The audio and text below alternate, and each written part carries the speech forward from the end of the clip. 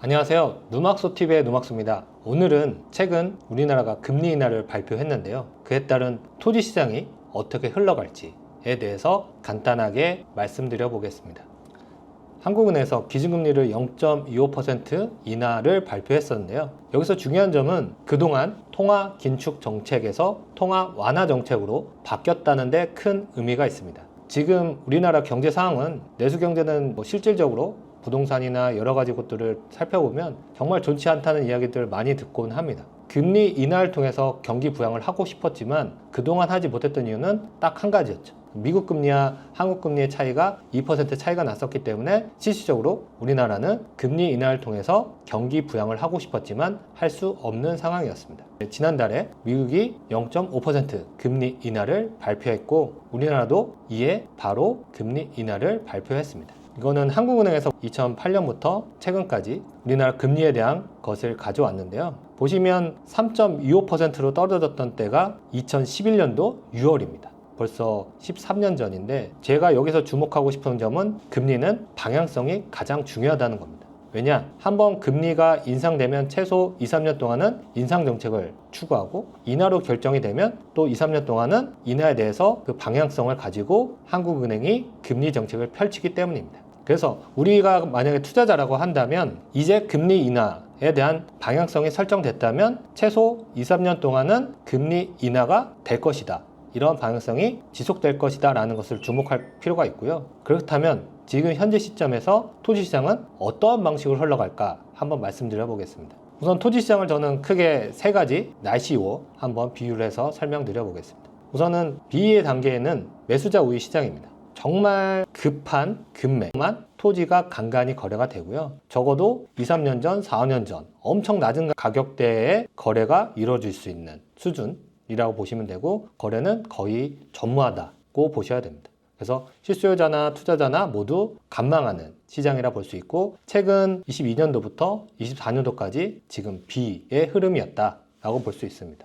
그리고 금리 인하가 됨으로써 제가 봤을 때는 흐림의 단계로 넘어가고 있다라고 보여지고요. 흐림의 단계에서는 매도자와 매수자가 힘겨루기를 한다. 그래서 매수자는 정말 좋은 입지의 토지만 살려고 하고 매도자는 이때가 기회다. 땅들을 싸게 팔려고 하기보다는 좋은 가격에 팔려고 가격들을 조금씩 올리는 그런 수준이라고 보시면 됩니다. 그래서 거래량은 조금씩 살아나기 시작하고 실수요자들은 이제 어느 정도 움직여서 땅을 매수하려고 찾아 나설 겁니다. 투자자는 일부는 시장에 참여하지만 대부분의 투자자는 아직도 관망하는 그런 시장이 되는 거라고 보여지고요. 그리고 아까 앞에서 말씀드렸던 2, 3년 동안 금리 인하가 지속된다고 하면 금리 인하가 됐다고 해서 바로 정책 효과가 나타나는 건 절대 아닙니다. 대신에 우린 투자자이기 때문에 금리가 인하됨으로써 통화량이 늘어나고 그럼으로써 자산 가치들이 상승할 그런 부동산들을 미리 선점한다 라고 생각하시면 됩니다. 그래서 2, 3년 뒤에는 적어도 말금의 단계로 넘어갈 수 있다. 말금의 단계에 들어서면 이거는 저희가 코로나 초기 시절 2020년도 시점이라 보시면 될 텐데 매도자 우위의 시장이고 네이버에 내놓는 가격 그대로 거래가 이루어지는 그리고 매수자가 붙으면 가격들을 조금 더 올리는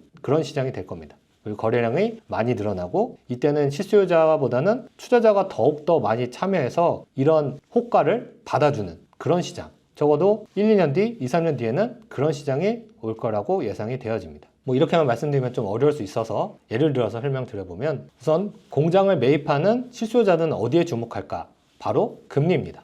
그럼 실수요자 입장에서 금리에 어떻게 반응하는지 실제 사례를 통해서 한번 살펴보도록 하겠습니다. 건물 60평짜리 기본 사이즈 공장을 가지고 한번 비교해 보겠습니다. 우선 매매가 6억 1천을 대출 80%를 받아서 매입한다 가정했을 때 대출 금리별 시뮬레이션을 해보면 3%대는 월 122만원, 4%대는 월 163만원 돈, 5%대면 월 204만원 돈이 나갑니다. 대신에 이 사람은 임대료 있을 때는 얼마에 머무를 수 있는지를 비교해보면 되겠죠. 임대료 있을 때는 대개 신축 공장 같은 경우는 평당 3.5만원 정도 되지만 노멀하게는 평당 3만원 정도로 계산을 하면 대략적으로 월 180만원이면 임대료로서 이 공장을 사용할 수 있습니다. 그렇다고 하면 공장을 매입해야 되는 실수요자 입장에서는 3%대라면 당연히 매입을 하는 게 이득입니다. 그리고 4%대는 163만원 돈이긴 한데 실질적으로 여러 가지 세금들을 감안했을 때는 정말 필요한 사람들만 매입을 할 겁니다. 왜냐하면 임대료 있던 대출이자를 내던 거의 비슷한 수준이기 때문에. 하지만 지금 최근 2년 동안 금리가 많이 높았었죠.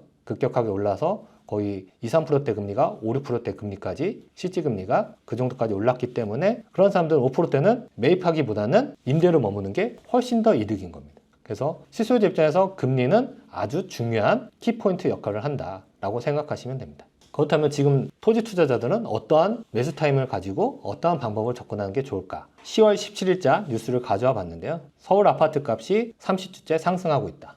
그리고 재건축, 신축 단지들이 신고가를 계속 갱신하고 있다는 뉴스들이 보입니다. 그렇다면 아파트 가격이 올라가는 이유는 왜일까요? 수원에서 짓든 아니면 지방에서 짓든 서울에서 짓든 건축비는 뭐 평당 1,000만 원 내외로 크게 차이 나지 않습니다. 아파트 가격은 5억, 50억 엄청난 차이가 나죠. 결국에 그렇게 아파트 가격의 차이가 나는 이유는 핵심지의 토지 가격이 상승했다라고 보여집니다. 그렇기 때문에 토지 투자자 입장에서는 아직도 매수 기회가 존재한다. 아파트가 부동산 시장으로 치면은 가장 빠르게 움직이는 시장입니다. 금리의 영향도 많이 받고 실수요자들도 많이 참여하는, 아파트는 주거용 물건이기 때문에 아파트 시장이 움직였다? 그러면 우리는 아파트 시장이 움직이는 걸 보고 토지의 매수 타이밍을 잡아도 절대 늦지 않습니다. 금리가 인하됐다 해서 급하게 땅을 매수하거나 급하게 낙찰받거나 할 필요는 전혀 없습니다. 제가 봤을 때는 적어도 올 연말부터 25년, 한 최소 1년 정도는 매수 타이밍이 충분하다. 그 안에서 경매든 공매든 금매든 가장 중요한 점은 싸게 사는 겁니다.